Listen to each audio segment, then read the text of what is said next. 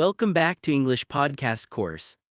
Today, we'll practice fun English conversations for Getting out of bed today was like wrestling a sleeping bag in the dark.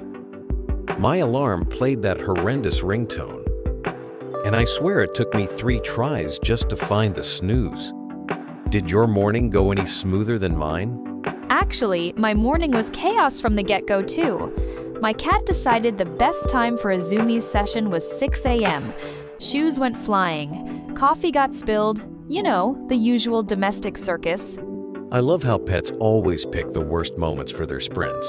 At least they keep things interesting, right? Once I finally got my coffee, I realized I'd poured oat milk instead of regular milk. The taste was confusing. Oat milk always tastes like it's trying a bit too hard. On the bright side, I managed to catch the early bus, so I didn't have to do that awkward speed walk jog hybrid to the stop.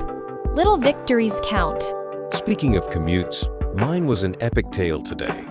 The subway was so packed I felt like a sardine in a can, and someone's backpack kept bopping me in the face. Ever had those days where your personal space just vanishes? Oh, for sure. Just last week, I had someone serenade the whole train with an off-key version of Bohemian Rhapsody. It was equal parts awkward and hilarious. Public transit is really a free variety show. Honestly, sometimes I wonder if I've paid for a ticket or an impromptu performance. Today, I just put on my headphones and pretended to be deeply invested in a podcast about bread making. No regrets. That's the only way to survive the old headphone armor trick. If only mine hadn't died halfway through, leaving me to overhear a heated debate about pineapple on pizza. Commuting really brings out the wild side in people. Once I finally made it into the office, I walked into a surprise. Our boss brought in donuts. No meeting, no agenda, just pure glazed goodwill. That's the kind of positive plot twist that keeps me going. Unexpected snacks are basically workplace currency. At my office, someone brought in homemade banana bread, and I swear people came out of nowhere like they were summoned by the smell alone. It's wild how quickly word travels when free food's involved.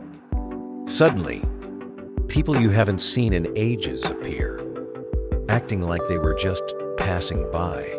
I've definitely been guilty of that stealthy snack mission, though to be fair, it's the little things like a donut or a laugh in the break room that break up the usual routine. By mid-afternoon, the post-lunch sleepiness hit me hard. I caught myself almost nodding off during a video call. Camera off, of course. Got any tricks for surviving that energy dip? I've tried everything from power walks to those tiny cans of super strong coffee. But today, it was a spontaneous ping pong match in the break area that did the trick. I'm shockingly competitive when there's a mug on the line. A little friendly competition definitely wakes you up more than another cup of coffee.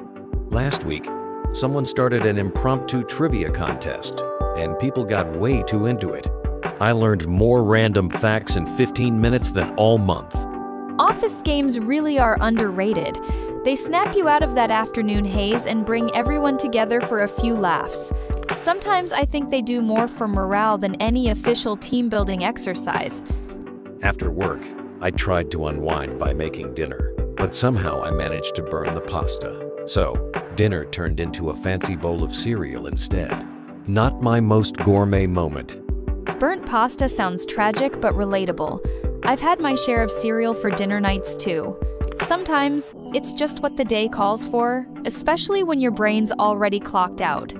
You know, even with all the little disasters, there's something kind of satisfying about ending the day with something simple.